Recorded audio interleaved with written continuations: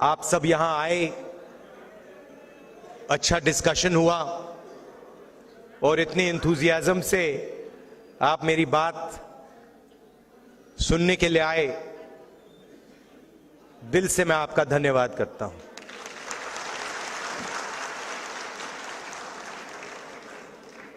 अनिल जैन जी ने अभी कहा कि मेरे परिवार के लोग ग्वाला थे और उन्होंने कहा कि पैदा होने पर ही मेरा फ्यूचर तय हो जाता था।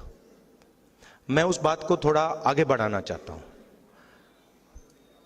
पैदा होने से पहले आपका फ्यूचर तय हो जाता था। आप पैदा ही नहीं हुए, आपकी कैपेबिलिटी भी नहीं मालूम, आपका नाम भी नहीं मालूम, आपका फ्यूचर तय हो जाता था। और हिंदुस्तान के सारे लोगों को छोटे छोटे खांचों में डाल दिया जाता था। आप इस काम के लायक हो, आप इस काम के लायक हो, आप इस काम के लायक हो, ये आप कभी नहीं कर सकते हो, ये आप कभी नहीं बोल पाओगे। आपके पैदा होने से पहले डिसीजन लिया जाएगा कि आपको कोई छुएगा नहीं, आप कभी जमीन नहीं खरीद पाओगे। तो ये सारा पैदा होने से पहले ही डिसाइड हो जाता था।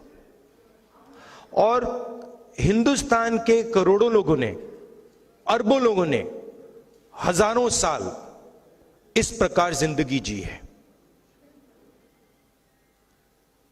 उन्होंने अपना फ्यूचर डिसाइड नहीं किया, समाज ने उनके लिए पैदा होने से पहले उनका फ्यूचर डिसाइड कर दिया। तो आप सोचिए कितना दुख, कितना दर्द, कितनी कैपेबिलिटी जाया हुई।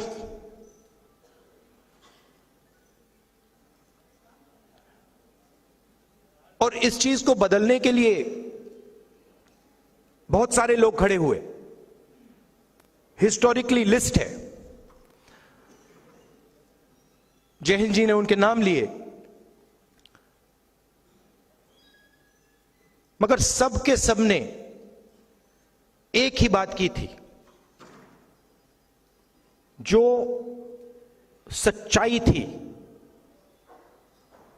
उसको उन्होंने एक्सेप्ट किया कि हमें यह दिख रहा है कि यह सच्चाई है और इस बात को मैं एक्सेप्ट कर रहा हूं। दो तरीके के लोग होते हैं, राजनीति में तो खासतौर एकदम दिख जाता है। पूरी जिंदगी सत्ता के पीछे दौड़ते दौड़ते दौड़ते दौड़ते सच्चाई को कभी एक्सेप्ट नहीं करते। ना अपनी सच्चाई एक्सेप्ट करते हैं, ना अपनी सच्चाई एक्सेप्ट करते हैं, ना किसी और की सच्चाई एक्सेप्ट करते हैं। उनको सिर्फ एक चीज दिखती है कि किसी ना किसी तरह मेरे हाथों में इन्फ्लुएंस आ जाए, सत्ता आ जाए, बाकी सब छोड़ो। और दूसरे तरीके के लोग होते हैं जो कहते हैं यह सच्चाई है, इसको मैं एक्सेप्ट कर रहा हूं, चाहे मुझे अच्छा लगे या बुरा लगे, मगर मुझे जो दिख रहा है उस बात को मैं पूरी तरह एक्सेप्ट कर रहा हूं। और अलग अलग समाज में अलग अलग जगह से ये लोग आए। अंबेडकर जी, महात्मा गांधी जी, पेरियार, बसवना, बुद्धा, ये अलग अलग स्पेसेस से आए, मगर इन सब ने ये बात एक्सेप्ट की कि जो मैं देख रहा हूं ये सच है और मैं इसको छोड़ूंगा नहीं।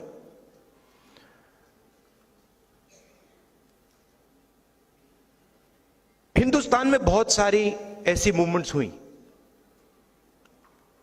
मगर 3000 साल में सबसे सक्सेसफुल मूवमेंट यह है।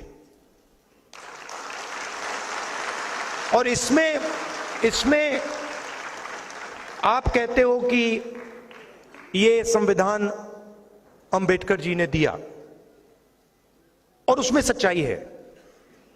अंबेडकर जी ने दिया, गांधी जी ने दिया, मगर यह एक सोच है।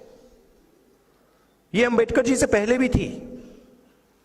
इसमें बुद्धा भी हैं, इसमें बसवन्ना जी भी हैं, इसमें पेरियार हैं, इसमें गांधी हैं, और सिर्फ वो नहीं है,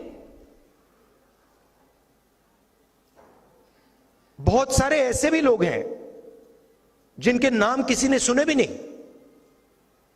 वो इसी चीज के लिए लड़े थे। किसान थे, मजदूर थे, नाई थे, बढ़ई थे, इसके लिए लड़े। उनका नाम आज हम नहीं जानते,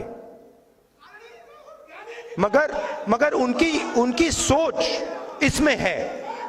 तो जो भी, मेरा कहना है, जो भी हिंदुस्तान में अन्याय की सच्चाई को एक्सेप्ट करता है, उसकी सोच इसमें है।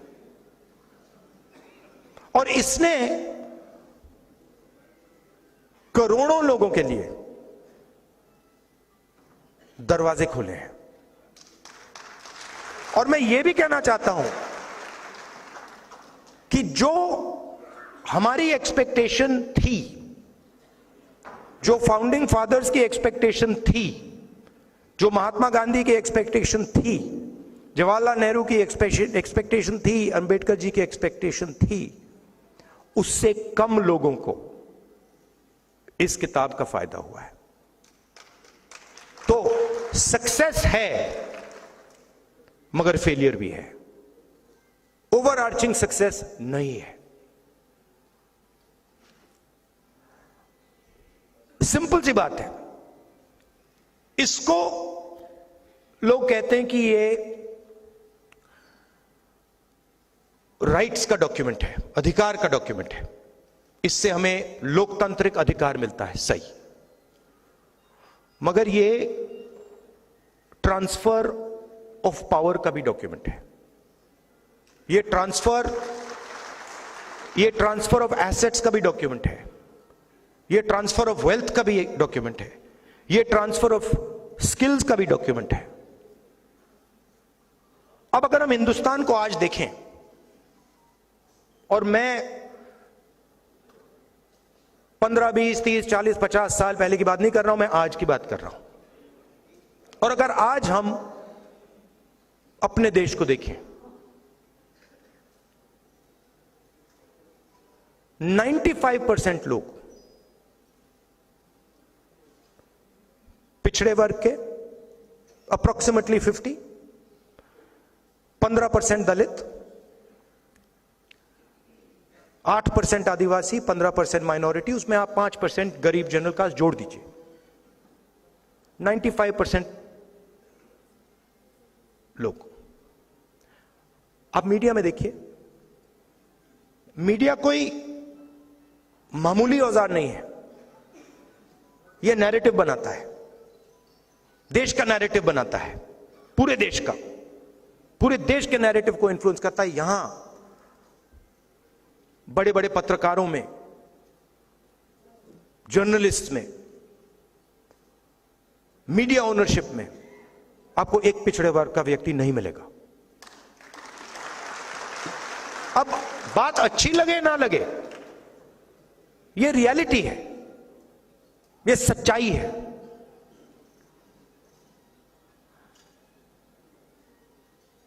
और छुपे तरीके से यह किया जाता है।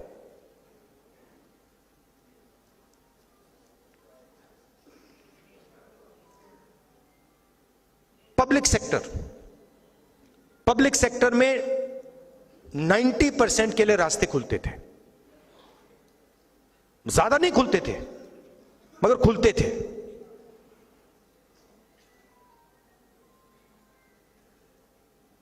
आज 200 सबसे बड़ी कंपनियों की लिस्ट निकालिए, उनकी सीनियर मैनेजमेंट की लिस्ट निकालिए,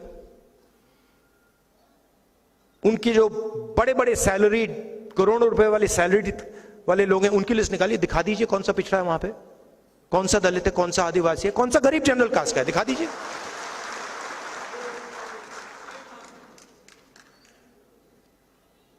जुडिशरी में भी गई, सरकार में भी गई, और जो सच्चाई है वो छुपा दी जाती है। अग्निवीर स्कीम, अग्निवीर स्कीम में नुकसान किसका हुआ है, आपने कभी सोचा? सिंपल, SC, ST, OBC, गरीब जनरल कास्ट।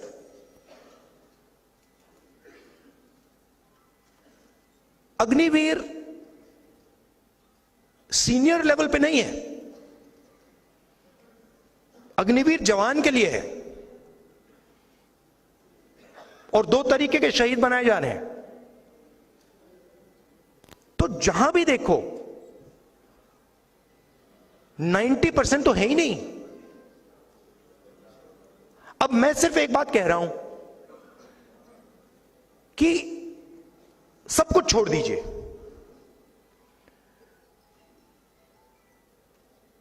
सच्चाई तो देख लीजिए, जाति जनगणना कर लीजिए।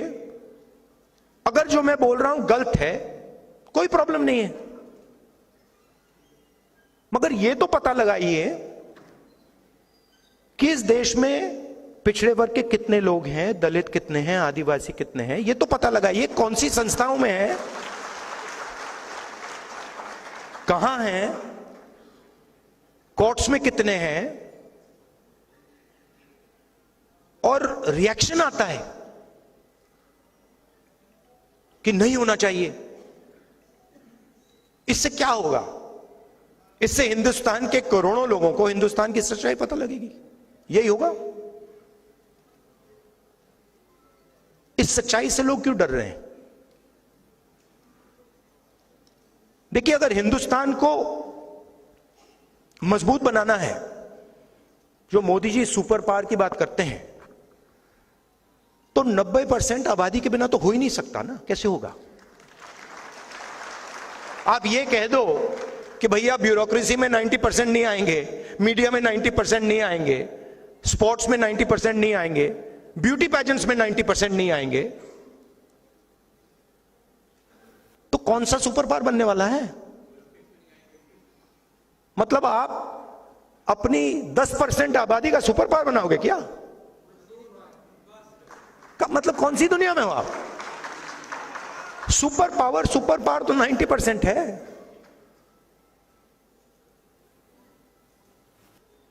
अब इस पर आक्रमण हो रहा है। मोदी जी कहते हैं मैं कॉन्स्टिट्यूशन को रद्द नहीं करना चाहता हूं। ठीक है, जब आप CBI और ED को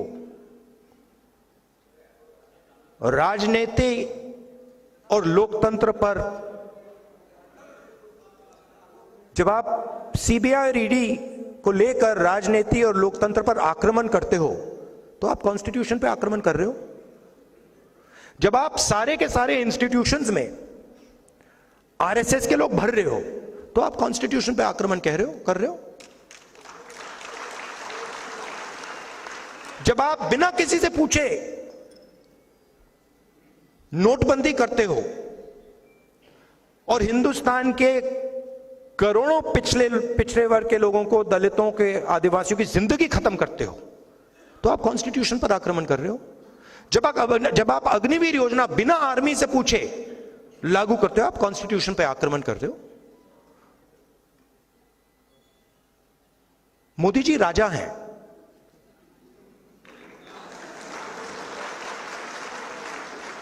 मैं सच बोल रहा हूं। मोदी जी प्राइम मिनिस्टर नहीं है, मोदी जी राजा हैं। उनको कुछ लेना देना नहीं, कैबिनेट से कुछ लेना देना नहीं, पार्लियामेंट से कुछ लेना देना नहीं, कॉन्स्टिट्यूशन से कुछ लेना देना नहीं। 21वीं सदी के वो राजा हैं।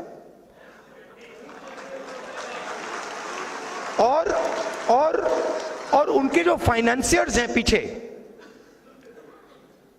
जो 2-3 फाइनेंसियर्स हैं, वो राजा का पूरा टेम्पो वाले,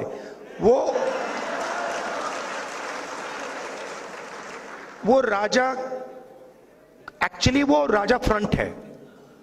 एक्चुअली राजा के पास पावर नहीं है, एक्चुअली पावर कहीं और है। तो ये सिचुएशन है। नहीं भैया, अनपढ़ राजा भी काम चला लेता। बहुत सारे अनपढ़ राजा हुए हैं हिंदुस्तान में, जिनमें अहंकार नहीं है, जिनमें अहंकार नहीं था, वो काम चला लेंगे, जो जनता की बात सुन लेते थे। ये दूसरे टाइप के हैं, ये किसी की नहीं सुनते। अब इनका लक्ष्य है कि पब्लिक सेक्टर को खत्म करो और जो दलितों के, आदिवासियों के, पिछड़ों के रास्ते हैं और गरीब जनरल कास्ट के जो रास्ते हैं, उनको एक एक करके खत्म करो। और इनके सारे के सारे नेता कह रहे हैं, खुल के कह रहे हैं कि हम रिजर्वेशन को खत्म कर देंगे। और मैं खुल के कह रहा हूं, आप रिजर्वेशन को कभी खत्म नहीं कर सकते हो। और सिर्फ ये नहीं, वो क्योंकि रिजर्वेशन 90% की आवाज है। तो रिजर्वेशन पर आक्रमण, कॉन्स्टिट्यूशन पर आक्रमण, पब्लिक सेक्टर पर आक्रमण, आर्मी पर आक्रमण, फाइनेंशियल सिस्टम पर आक्रमण। क्यों? क्योंकि इनके पीछे धन है, अरबों रुपए हैं। तो ये सिचुएशन है। अब थोड़ी सी प्रॉब्लम आ गई है। आपने देखा होगा, मोदी जी ने अदानी जी का, अंबानी जी का नाम ले लिया, भौखला गए कि भैया आओ आओ मुझे बचाओ। यहां पे तो हिंदुस्तान की जनता ने घेर लिया मुझे, ये मतलब सबने घेर लिया। ये तो आरक्षण की बात कर रहे हैं, ये तो कॉन्स्टिट्यूशन की बात कर रहे हैं। अदानी जी, अंबानी जी बचाओ मुझे। वो कैसे बचाएं? वो नहीं बचा पाएंगे। बचा तो जनता ही सकती है। मैं कल टूर के बाद गाड़ी में था, वापस जा रहा था एयरपोर्ट से, तो बातचीत चल रही थी गाड़ी में और मैं कह रहा था कि देखिए, अलंकार और मेरी बात हो रही थी, तो मैंने उससे कहा देखिए रियलिटी क्या है। रियलिटी ये है कि मैं जनता की आवाज हूं, ठीक है। जब मैं ये कहता हूं, प्रेस वाले मतलब इसको समझते नहीं हूं, मैं एक्चुअली हूं ही नहीं, मैं हूं ही नहीं। मैं भारत जोड़ो यात्रा में ये बात समझ गया कि मैं जनता की आवाज हूं, जनता का दर्द हूं, जनता का दुख हूं, और कुछ नहीं है। और मुझे और किसी चीज में इंटरेस्ट भी नहीं है। तो अब सवाल उठता है आगे क्या करना है। सबसे पहले जो हिंदुस्तान की सोशल रियलिटी है, और किसी का नुकसान नहीं करना, बट जो हिंदुस्तान की सोशल रियलिटी है उसको देश के सामने रखना है। किसी को चोट नहीं मारनी, किसी को धमकी नहीं देनी, यह कहना है देखिए भैया ये हिंदुस्तान की सोशल रियलिटी है। इस देश में इतने दलित हैं, इतने आदिवासी हैं, इतने पिछड़े लोग हैं, इतने माइनॉरिटीज हैं, इतने गरीब जनरल कास्ट के लोग हैं, और ये जो लोग हैं इनकी इतनी भागीदारी है। मीडिया में इतनी भागीदारी है, कॉर्पोरेट इंडिया में इतनी भागीदारी है,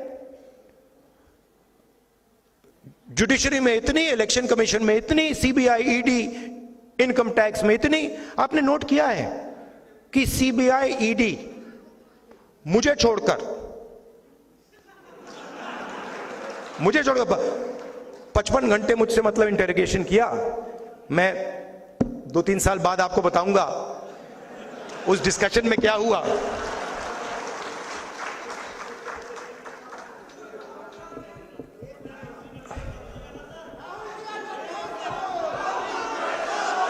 मैं बताऊं आपको क्या हुआ, बताऊं?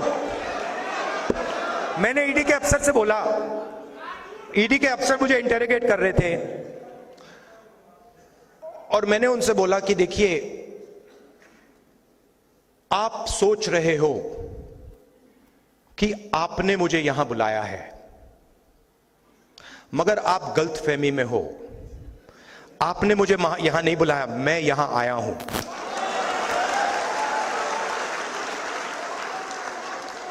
और आप जानते हो मैं यहां क्यों आया हूं? कहते हैं नहीं, मैं यहां इसलिए आया हूं क्योंकि मैं देखना चाहता हूं हिंदुस्तान के लोकतंत्र की हत्या कौन लोग कर रहे हैं।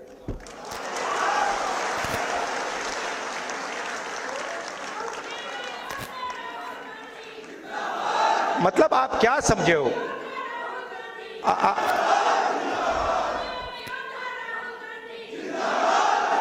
मैं वहां पे इंटेरोगेशन हो रहा था, वहां पे एक सेल पड़ा हुआ था, वो लॉकअप होता है, वो इंटेरोगेट कर रहा है मुझे। मैं सोच रहा हूं यार, मेरे परदादा 12 साल ऐसे सेल में बैठे थे, कम से कम 10 साल तो मुझे भी जाना चाहिए। आप मुझे कोई भी सेल दे दो, कोई फर्क नहीं पड़ता। तो मेरा कहना है कि हिंदुस्तान की जनता के सामने हिंदुस्तान की रियलिटी डालनी है। और मैं बिलीव करता हूं,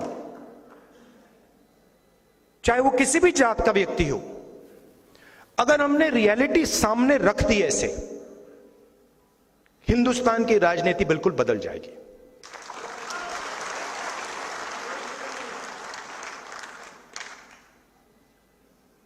और उसको बदलना ही होगा, क्योंकि 90% को आप चुप नहीं रख सकते, 90% की शक्ति को आप कंट्रोल नहीं कर सकते, कुछ भी कर लो। नहीं, ये बहुत सारे लोगों में, आप में भी है। और राजनीति में ना, मेरा एक्सपीरियंस बताता हूं आपको। एक होता है जो सुबह उठता है, कहता है भैया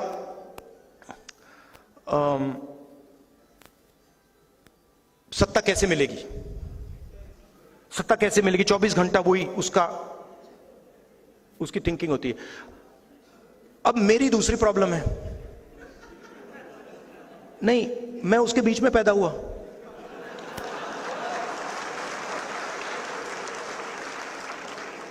अब अजीब सी बात है, मुझे उसमें इंटरेस्ट ही नहीं है। वो मेरे लिए औजार है, वो मेरे लिए औजार है कि उसका मैं प्रयोग जनता की मदद करने के लिए कैसे करूं।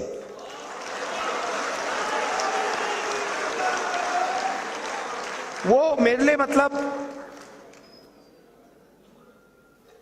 ड्रग नहीं है, नशा नहीं है। मैंने अपनी दादी की लाश देखी है, पिता की लाश देखी है। तो एक पॉलिटिकल व्यक्ति के अंदर एक पॉलिटिकल क्रिस्टलाइजेशन होता है। बहुत सारे लोगों के अंदर पॉलिटिकल क्रिस्टलाइजेशन कभी होता ही नहीं। पूरी जिंदगी निकल जाती है, सुबह उठते हैं, किसी को काटते हैं, किसी को डराते हैं, किसी से लड़ते हैं, कोई सूट पहन लेता है, कोई मतलब अलग अलग वीडियो बनाते हैं, तो उनको तो छोड़ दो। मगर फिर ऐसे भी लोग होते हैं जो कहते हैं कि भाई अब हमारे पास 15-20 साल हैं, 30 साल हैं, अब कुछ अच्छा किया जाए, कुछ दम का किया जाए। तो पॉलिटिकल क्रिस्टलाइजेशन हो जाता है। एक बार पॉलिटिकल क्रिस्टलाइजेशन हो जाता है तो फिर क्लैरिटी आ जाती है कि मुझे ये करना है और कुछ नहीं करना। और मेरे माइंड में ये क्लैरिटी आ गई है कि इस देश में 90% लोगों को भागीदारी दिलवानी है और 90% लोगों के लिए एक के बाद एक दरवाजे खोलने हैं। मीडिया में, कॉर्पोरेट इंडिया में, जुडिशरी में, सब जगह ऐसा इंडिया, ऐसा हिंदुस्तान हम चाहते हैं, सब चाहते हैं। तो ये करने में बड़ा मजा आ रहा है मुझे। 4000 किलोमीटर चल गया, पता भी नहीं लगा मुझे ये हुआ क्या। हाँ, अब बड़ी इंटरेस्टिंग बात है, मैं आपको बताऊं, बड़ी इंटरेस्टिंग बात है। पॉलिटिकल क्रिस्टलाइजेशन से क्या होता है, या पॉलिटिकल जब क्लैरिटी आ जाती है, होता क्या है। मैं 2004 से राजनीति में हूं, ठीक है। 2 साल पहले मैंने भारत जोड़ो यात्रा की, 4000 किलोमीटर चला, और मेरा जो सुनने और देखने का तरीका था वो बदल गया।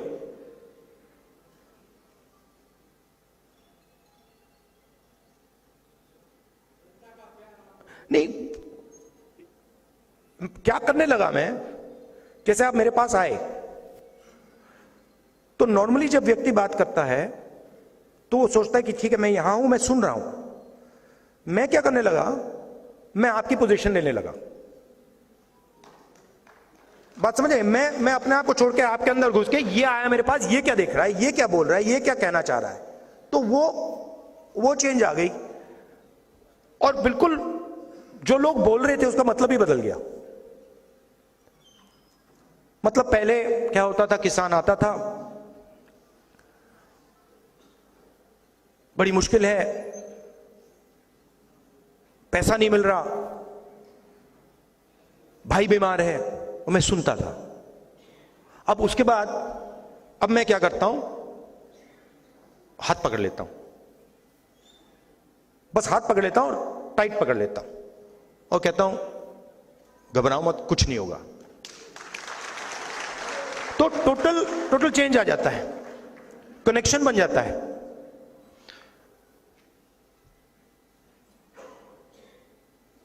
तो भारत जोड़ो यात्रा से पहले 20 साल में राजनीति में था, मगर मैंने मोहब्बत शब्द कभी यूज ही नहीं किया। सबसे पावरफुल शब्द है, आप सब कहेंगे कि दुनिया में सबसे पावरफुल शब्द मोहब्बत है, करेक्ट। तो ये जो अभी इन्होंने बोला ना, वी लव यू सर, ये भारत जोड़ो यात्रा से पहले किसी ने मुझे नहीं बोला था, और मैंने भी किसी को नहीं बोला था। मतलब मां को बोला था, बहन को बोला था, मगर किसी आम जनता को या किसी से जब मैं मिले, मैंने नहीं बोला, मगर मैंने बोलना शुरू कर दिया। और अजीब सी बात हुई, अब मैं आपको बता रहा हूं, दिल्ली में मैं वापस आता हूं एयरपोर्ट से, गाड़ी शीशा खोल के कहते हैं आई लव यू। तो ये मैं आपको क्यों कह रहा हूं, क्योंकि हिंदुस्तान में जो भी सक्सेसफुली सामाजिक न्याय की लड़ाई लड़ा है वो मोहब्बत से लड़ा है। जो सुपरस्टार हुए हैं वो मोहब्बत से लड़े हैं, वो नफरत से नहीं लड़े हैं। तो ये 2 चीजें जरूरी हैं कि सच्चाई होनी चाहिए, सच्चाई से पीछे नहीं टिकना चाहिए, हिलना नहीं चाहिए, कोई भी कॉस्ट दे दो, मगर ये सच्चाई है। और आप बोलो तो रिस्पेक्ट से, प्यार से, स्ट्रेंथ से। और मैं आपको एक बात की गारंटी दे देता हूं, एक बात तो मैं आपको बता देता हूं कि अब चुनाव हो रहा है, नरेंद्र मोदी जी प्रधानमंत्री नहीं बन रहे हैं। ये 100% मैं आपको, आप चाहते हो तो मैं यहां पे लिख के आपको सबको दे दूंगा, साइन करके दे दूंगा। क्योंकि देखिए हुआ क्या है, देखिए मैं पॉलिटिक्स को ना, हुआ क्या है, बड़ी इंटरेस्टिंग चीज हुई है, बड़ी इंटरेस्टिंग चीज हुई है कि नरेंद्र मोदी जी की पूरी स्ट्रेटेजी भाई को भाई से लड़ाने की है, और इस चुनाव में वो काम ही नहीं कर रहा है। वो मतलब आ रहे हैं, वो कह रहे हैं, लोग देख रहे हैं, कह रहे हैं भैया ये बोल क्या रहा है। तो वो चेंज आ गया है, और आप लिख लीजिए वो, अच्छा एक बात हो सकती है, अगर पूरी चीटिंग कर दी, अगर ईवीएम लपेट लिया, वैसे हो सकता है, मगर उसके अलावा ये 200 180 से आगे नहीं जा रहे। अब आपके सवाल हो, नहीं देखिए, मगर इसमें देखिए, इसमें एक बात मैं आपको बताना चाहता हूं कि हमारा जो मैनिफेस्टो है, क्रांतिकारी मैनिफेस्टो है। अगर आपने मैनिफेस्टो को देखा है, वो 90% को सपोर्ट करने वाला मैनिफेस्टो है, मगर सच्चाई ये है कि कांग्रेस पार्टी को भी आने वाले समय में अपनी राजनीति को बदलना होगा। ये करना पड़ेगा। और ये भी मैं कहना चाहता हूं कि कांग्रेस पार्टी ने भी गलतियां की हैं, और मैं कांग्रेस पार्टी का होता हुआ ये मैं कह रहा हूं। तो अब आपके सवाल हो, आप जरूर पूछिए।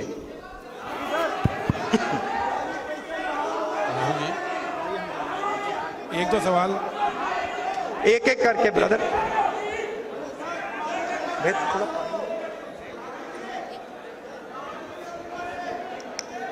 हेलो, आप कहाँ खड़े हैं? जस्टिस राहुल जी, मेरा सवाल आपसे है। जस्टिस मदन बी लोकुर और मीडिया के काफी प्रधानमंत्री जी के साथ आपको 1-to-1 डिबेट के लिए कहाँ हैं आप जी? नहीं, सवाल कहाँ पूछ रहे हैं?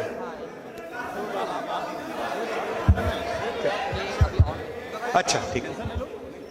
हाँ, मेरा सवाल ये है, जस्टिस और साथियों ने मंत्री जी, आवाज नहीं आ रही आपकी।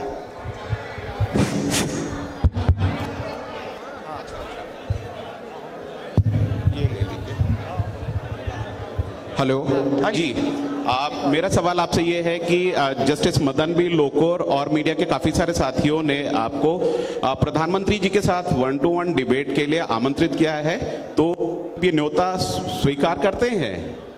मैं 100% किसी से भी डिबेट करने को तैयार हूं, प्रधानमंत्री से। हेलो, मगर मैं प्रधानमंत्री को जानता हूं, प्रधानमंत्री मुझसे डिबेट नहीं करेंगे। आदरणीय राहुल सर, और हमारे प्रेसिडेंट खारगे जी भी हैं, वो भी डिबेट कर सकते हैं। आदरणीय राहुल सर, इधर मेरा एक सवाल है। हाँ जी। इस साइड में सर, इस साइड में मेरा एक सवाल है। हाँ जी सर, आपकी सरकार अगर बनती है तो आप पुरानी पेंशन बहाल करेंगे कि नहीं करेंगे? क्या? और आप पुरानी पेंशन बहाल करेंगे कि नहीं करेंगे? और आप अपने मैनिफेस्टो में पुरानी पेंशन का मुद्दा रखेंगे कि नहीं रखेंगे? सर, मेरा सवाल आपसे है। सभी शिक्षक कर्मचारियों, पूरे देश से शिक्षक कर्मचारियों से सवाल है आपके लिए। देखिए, मैनिफेस्टो में ये हमने नहीं रखा है, बट इसको हम कंसिडर करेंगे। मैनिफेस्टो में हमने ये जो 5 गारंटीज का कॉन्सेप्ट है जी सर, उसको रखा है, जी। But open to consideration. जी सर।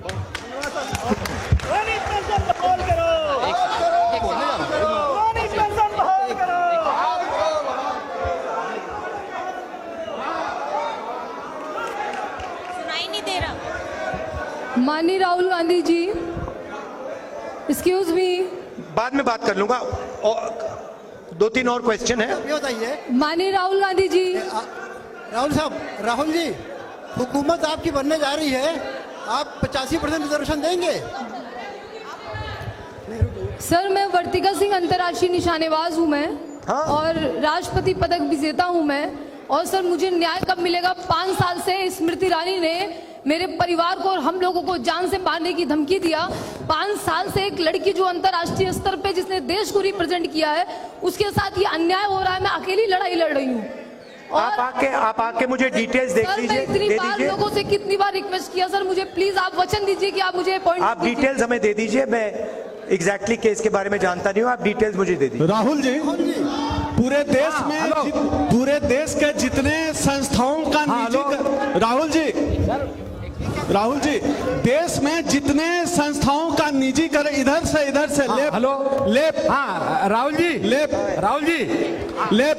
जितनी जितनी